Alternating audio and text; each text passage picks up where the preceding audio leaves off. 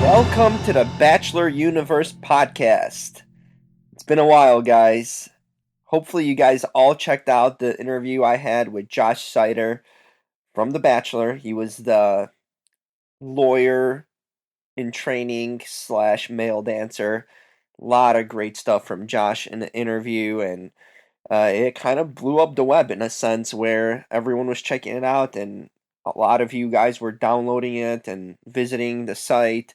So just thanks to all of you who downloaded and checked it out, and appreciate the support. Now we're back to reviewing the episodes. This week's episode, well, it was all about Clint and JJ, that's for sure. On this episode, we started off with Koopa. Yes, Koopa. Long live Koopa. Well, he didn't, technically, because he got eliminated quickly at the start of the episode. As you guys have seen, Koopa had a meltdown in the previous episode. Just started confronting Caitlyn for no reason and then went off a tangent. And then Koopa turned into angry black man stereotype. Yes. And he got eliminated quickly. Caitlyn tried to talk him down. Didn't really work. And gone was Koopa. Gone was Koopa. Down and out. See ya, Koopa. It was nice not knowing you. Yeah. Now onto the rose ceremony. And the rose ceremony, it's funny these days because on this season, all the rose ceremonies seem to be taking place at the beginning of the show. Now, there's a lot of people on Twitter who don't like that, aren't fans of that. But a lot of these episodes have left off with cliffhangers. So to be continued, and then we get, of course, the rose ceremony at the beginning of the show. Well, I'm okay with this so far because these rose ceremonies have not been of any surprise or significance, really. This week's final three were Daniel, still don't know who he is. Corey, I couldn't tell you if you put him against a bunch of random people on a street. And, of course, Tony, the healer. So out of those three, Tony certainly stands out. But who gets the boot? The two that get the boot, along with Koopa, of course, who was dismissed, were Corey and Daniel. So see you later to them. And Tony hangs on for another day. Now, I'm not sure why you want to keep around Tony, but he stays. And that's what it was, and it's okay. Yes. Um, Next up, as these ceremonies have been occurring apparently in the morning, was, of course, some sleep that all these guys need to get, only to be woken up by giant, huge, 500-pound sumo guys. Yes, two sumo guys interrupted the guy sleeping, and that turned out to be a group date. Yes, not a group date with the sumo guys. No, not that. But a group date sumo wrestling. So, how about that? Interesting, right? Yeah. So far these dates have not been that impressive, to say the least, on this season. Not sure what's up with that, but the dates have been just kind of underwhelming. I mean, you had the boxing match. I think Caitlyn's looking to beat down these guys. It just seems apparent at this point that she just wants as much mass destruction as possible and the survival of the fittest method, where the only guys remaining will be the ones that survive. Anyways, so we do have a sumo training session. The guys are learning how to sumo wrestle. They're getting destroyed by the two big sumo dudes, and then off to the actual sumo match, which takes place at City Walk. Now, I'm not sure why a lot of these events take place at City Walk. Maybe because it's like free space in LA, with a lot of people walking by. But there is the thing that, you have a lot of kids and tourists there walking by, and to have a bunch of men wearing giant triple X oversized diapers. Yes, those were the outfits, the traditional sumo gear that the guys on the date had to wear. Now, that is not a good look you want to be in public. Not only for the guys themselves, but boy, just look out for the kids. That's scary to see. I mean, you just don't want to see a bunch of overgrown men in diapers. Not a good look for them. Not a good look for the bystanders at all. So, uh, one guy that seemed very intrigued in this was JJ. I mean, considering he's such a big fan of the Japanese culture, as he claims, and he loves sushi. So, clearly, he had no idea what he was in for. And I'm sure many of you are hoping JJ gets a little bit of a beatdown on this date. So the big winner of this whole date was Clint. Yes, Clint, dressed in his diaper and a Karate Kid bandana, was just knocking people out, left and right. And apparently, Clint has some kind of wrestling background. So that was an easy date for him to win. The other participants there were Joe, who had a swinging nutsack issue the entire time. Apparently, his nut did not cooperate with the gear and it kept on popping out. So that must have been a great sight. Clint was on there. JJ, Tony the healer. That doesn't seem like kind of a date Tony would be on, but he was. And of course, Chris Cupcake, the dentist, and Sean, love child of Calvin Harris and Ryan Gosling 2.0, or as I call him, Sean Nosling. Yeah, or Schnozling. It all works. Uh, so yeah, Clint wins that one, and Tony is the one that's affected the most. Tony, the peaceful healer, is not taking it anymore, and he not only did he say that he's going to show his side of aggression, which he kind of did and kind of looked weird, but then he just upsets Tony, storms off in a sense, and throws a temper tantrum because he had participated in activity he feels was barbaric and aggressive, and he's a healer, so he doesn't do that. So Tony starts a huge fit. He confronts Caitlyn, tells her, basically asks her, demands all that sort of stuff, why they don't go on dates to the zoo, which is a great question, Tony. Why aren't we going to the zoo? Um, and do skydiving. Apparently, Tony's a skydiver or wannabe skydiver. So yeah, Tony's upset, throws a tantrum, walks away. Uh, Caitlyn chases him. Then inside the mansion, Ian's the only one that tries to kind of calm down Tony. It's certainly not working. And then Tony tells us a bunch of times how he is a warrior and a peaceful guy, and how he sees through a child's eyes. Yeah. Creepy as hell, if you ask me, but Tony had said that multiple times that he can see through a child's eye. Not sure what that consists of, but it's scary. And that was that. So Tony doesn't handle the pressure. Uh, make matters worse, JJ comes in and JJ starts adding fuel to the fire. JJ confronts Tony and that escalates and it's a whole big mess, which ends up with Tony deciding to remove himself and leaves on his own and goes back home to his bazooka or whatever plant trees that he's growing. They need him. So Tony's coming back. Daddy's coming home. Now, there was a solo date, and that solo date was given to Ben Z. No, that's not a topical acne cream, although it sure sounds like it. Something that would be a cream for some sorts.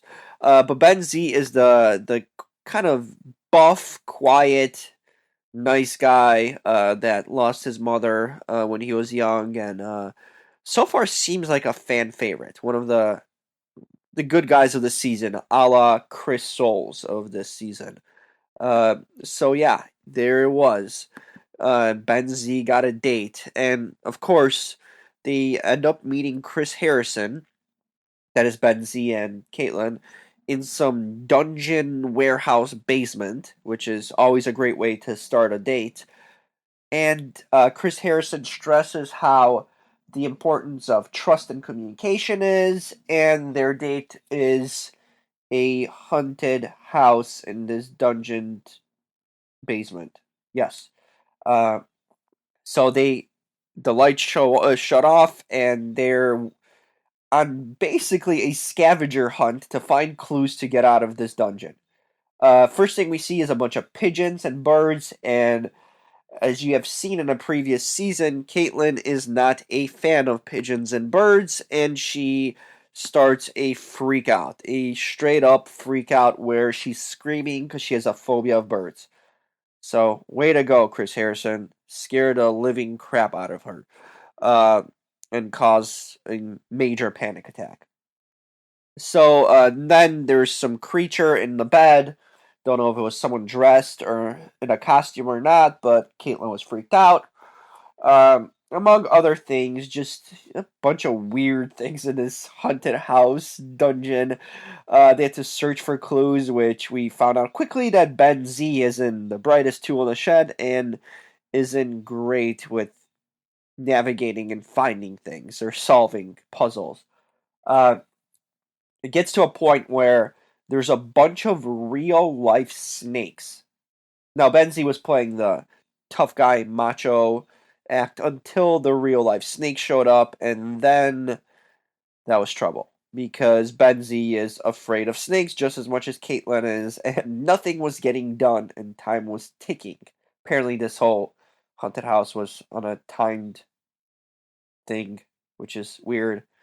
Uh, so yeah, that's what happens. Benzie finally gets the courage and has to retrieve a clue that's in a toilet, in a dirty feces probably filled toilet. Couldn't even tell the color of the water if it was even water, and snakes surrounding it, real life snakes surrounding the toilet.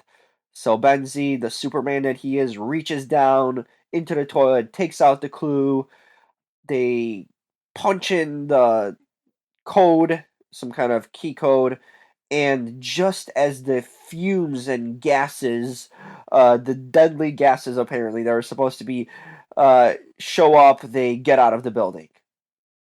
Yes, the gases that are probably just mist or the stuff you use for Halloween in front of your house, that little fog thing. Yeah, quite scary and intimidating. Really went out there, Bachelor. An homage to Insidious 3, maybe? I don't know. But that was the date. Don't know how much trust or communication they really developed, but that was kind of weird to watch. At least they got to go back to Caitlin's place afterwards and have a pizza dinner date. And which is where Ben, of course, shared his story again, his sad story, and uh, kind of reaffirmed to Caitlin why he's there, and definitely there's some sort of connection between the two. I mean, the nice guy thing will definitely carry him through, and Caitlin appears to like it, and we get a rose, and Benzie is safe. So good for him. Although Caitlin does call him out in the testimonials, claiming him to be kind of a wuss, which isn't the best for a guy that looks like the Hulk. But there it was. So Benzie ends up happy at the end. Now, after House of Horrors, there was a group date. Yes, another group date. And that group date had Jonathan, Ben H. Yes, another Ben H. Uh, another Ben. Tanner, Ryan, Jared, the 13-year-old going through puberty with the patchy facial hair, and Joshua. Yes, all those were on the group date. Uh, and the group date has it can't get any more odd and weirder. What did they do after going to a haunted house and having a sumo day? They get a group date going to an elementary school teaching sex ed. Yeah. Now this is just borderline creepy. I don't know what's up with these Bachelor producers this season, or who's making these calls. Is it Caitlyn or what? But these are some odd, albeit incredibly cheap and bizarre dates. I don't even know if you call them dates. They're just kind of uh, experiences in a sense, whatever they are. So these guys are tasked with teaching a bunch of middle schoolers about sex ed. Now, I don't know what grade school or teacher would allow their kids to go through it, but apparently they did. And boy, was that a train wreck. There's no denying that these guys know nothing about sex, should not be having sex, and hopefully, if they are using protection because we do not want them to become fathers anytime soon. Uh, Boy, that was bad. I definitely don't see teaching in any of their futures, but boy, it's just the point where if they have kids in the future, how do you explain sex to them? Hopefully, the mother can, because these guys were stumbling. Boy, it was just painful to watch. The kids were laughing and asking hard questions, no pun intended. Later, we find out that they were all paid child actors. Yes, like that makes it any better. So Caitlyn pranked the guys, and there were a bunch of child actors. I don't think that makes anything better because if you're a parent of these child actors, why are you allowing them to be on a Bachelorette partaking in this? What a money grab! Wow, good job, parents. But there was one man that stood above them all, and that had his sperm navigate through and finally reach the pinnacle, and that was, well, not literally, but figuratively, and that was Ben H. Ben H. had somewhat of a sensibility of how to describe sex to a child, and he did it in a decent way without being uh, too visual about it as the other guys were. As one of them had a banana in a condom, and yeah, that wasn't great because he didn't know how to explain it. But yeah, Ben H did a commendable job. Impressed Caitlyn because it didn't take much to impress after that session, and he was the clear winner of the sex date. So then they go on a little mini uh like they always have dinner dates type of uh or drink nights with the group, and everyone gets some one-on-one time. Jared, the 13-year-old that was part of the sex ed teaching class, should have probably been one of the students in there because he fits in with them much better than with adults, based on his looks. Jared gets some alone time with Caitlyn, and he is very confident that he is going to get the rose, that he has a connection, and that they are on pace to be whatever. Uh, to his surprise, Caitlyn was immensely impressed with Ben H. And for his group date, and he got the rose, the impression rose, the group date rose went to Ben H. So yeah, very disappointed and stunned Jared was onlooking and couldn't believe what just happened. for whatever reason, I am not sure why you're surprised, Jared. I'm surprised that you're still on the show and that she would want a little boy like you be part of this. But it is what it is. And the major implications, while all this was going on, there was love brewing in the house. Yes, in the Bachelor, there's love brewing. And that was because Clint and JJ, the new terrifically villainous, awful duo, were really broing it up at the house. There's segments of guys just talking about how these two are into each other, and I mean, whether it was planned or not, or planted, these two were in the hot tub together, talking about removing each other's zits in the shower, which is just a scary thought. But we know how scary Clint's zit is if you haven't seen it in a previous episode. That alien thing growing on his neck. But that was the beginning of this romance brewing between Clint and JJ, where Clint announces that he is falling in love with JJ and he is there for JJ. Now, I don't truly believe that any of this is true. I think this is just a storyline that they're really maximizing and owning it, and for the show. But he's pulling off well. We had a bunch of people confused online afterwards if this is actually real or not. Uh, but they went with it. They milked it to the extreme.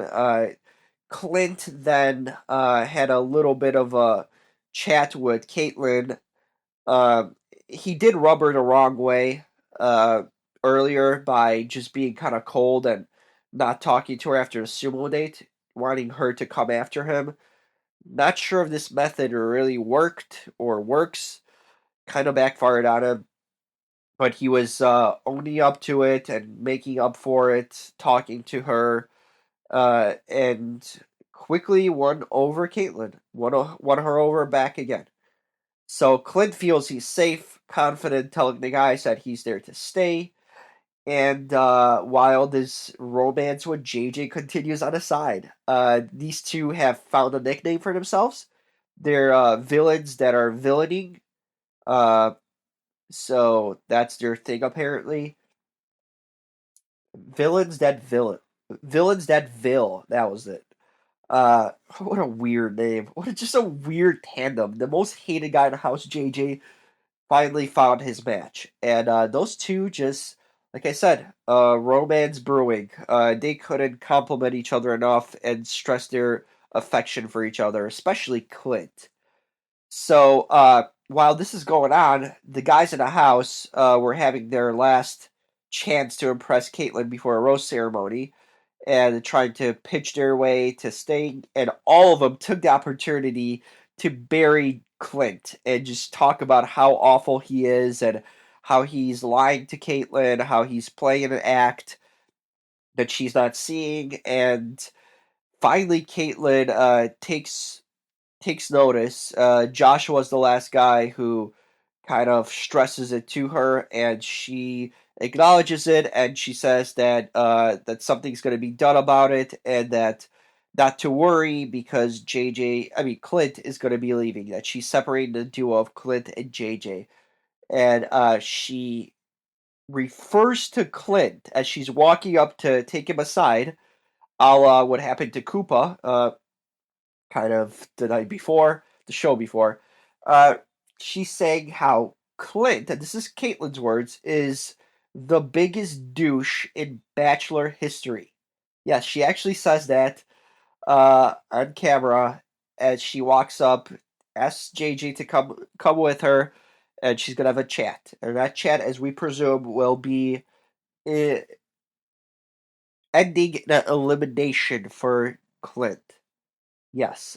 So that's what happens. She walks over, takes him aside. Clint looks surprised, the way he was overconfident with everyone else.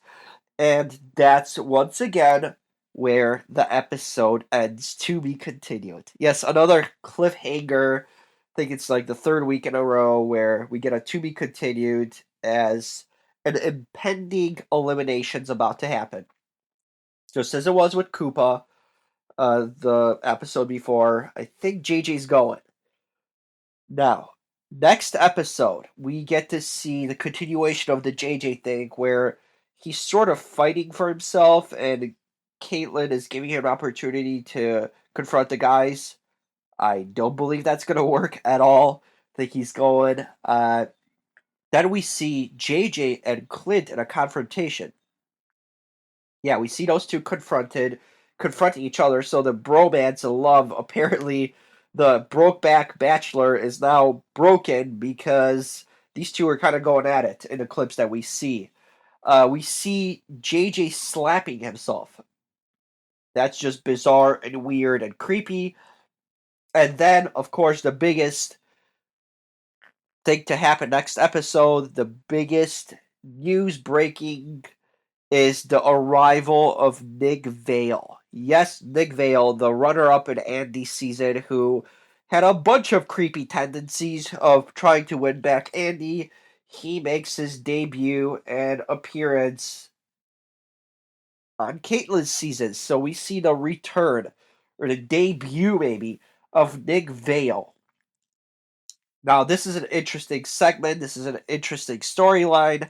Apparently, those two, Caitlyn and Nick, have had a thing, sort of a romance off screen after her season ended. And as you can see, Nick was flirting and just tweeting a lot about her during her season with Chris. So there's something going on with that. Apparently, they are the ones that are going to hook up this season from the rumors that are being spread and talked about. But Nick Vale will definitely shake up the house now with JJ still remaining and Clint. There's a few villains now. Usually there's one major villain every season. But this season we have a few now at one point. So I don't think you're going to see JJ or Clint stay there much longer. Clint probably going at the beginning of the episode. JJ might follow, but Nick Vale is going to take over as the head guy now, the guy that everyone is kind of against. That's going to divide the house into him versus everyone else. So that's something interesting to see coming up. How will Nick Vale impact the house? And we know he will, and his douchey and creepy tendencies will be on full display. No doubt about it. As you can see from the clips, the guys aren't pleased, nor should they be. So that was the wrap up of this episode. Once again, weird dates, creepy dates are happening. Apparently, next week they are going to New York City. That's their getaway, which compared to other seasons, this would have been a trip to like Paris or Belgium or something, but this season they're just traveling stateside. A little bit more fancier than Chris Soule's dates, which were in the middle of nowhere. But now at least they're going to New York City for next week, and that should be interesting to see what happens there. Uh, Bachelor's in full swing. We have our established villains with JJ and now Clint, and you're starting to see the characters separate. You have the good guy in Benzie, the topical cream. You have Sean Schnozzling, or Nosling. As you can see, I'm the one with the nasal issues right now, as I have allergies, and they're showing full right through this podcast, I'm sure. So apologize for that. My voice will be much better next week. Uh, but yeah, Sean seems to be the sort of a Marcus slash Josh Murray of this season, the favorite, but he isn't getting much screen time. You don't see much of him, but he's definitely made that impression on Caitlyn, and we know he's going to be around for a while for sure. And you have your characters, and now Nick Vale will play the role of Nick Vale, which we know what that is. So, in other news on a side, the breakup is official between Chris Soules and Whitney Bischoff, and that is official. They have officially broken up. The rumors have been persisting for a bit since he's done the Dancing with the Stars that these two are on shaky ground. And as about they were hitting 6 months together, it's all over. So the guy from the farm that just wanted a simple, normal life and find a wife apparently has chosen the glitz and glamour of Hollywood, and now he might be gone from the farm and be starting up a life right there in Tinseltown in LA with the bright lights on him. So what a change that was. The one guy I thought that would be really genuine in a sense that he really was the farm guy. He was the guy from a small town in Iowa where that's what his life was going to be. And all he was looking for was a wife because of the lack of women. Apparently found a lot of women in LA. There was rumors being said that he had a thing with his dancing partner, Whitney, not his wife, to be, or that was Whitney Bischoff, but Whitney, his dance partner on Dancing with the Stars. And yeah, so the rumors are apparently true. The tabloids don't lie all the time, and these two have officially split, both announcing the breakup. Whitney Bischoff went on to post that through social media, and that's over with. So Chris Soules, now a single man apparently, and enjoying life in LA, possibly. We don't know about that, but the breakup is official. It's kind of sad because you really thought that these two would work out, or at least they would last longer. There's all this talk about their engagement and marriage, and all that was supposed to be happening, and they were figuring it out, and there comes a breakup. So I'm sure now we don't know the real reasons for that, but I'm sure the whole Hollywood thing and Chris going straight for Dancing with the Stars afterwards played a huge factor in that. So they are broken up, and that didn't last long. So maybe she wasn't the right one after all. But that's it for today's episode. Yeah, thanks for bearing through my allergies and my stuffy nose. Next week we will have the review of Nick Vale and his debut and a lot of more other good things on Bachelor Universe podcast. Be sure to check out my Bachelor blog. It's at Chicago Now, and check out the Bachelor Universe tab in the entertainment section. So that's the way to get to it. Is on Chicago Now and my Bachelor Universe blog. A lot more content there, and as always, of course, this podcast for you guys to check out. Hopefully, I'll be getting some interviews coming up. Also, special guest interviews or special guest co-hosts like we've done in the past with Lauren Solomon and Brian, the coach. But yeah, definitely follow me on Twitter at JimRKO and check me out on my blog, and make sure to keep downloading and listening to the podcast. Until next week, I'm out. See ya, guys.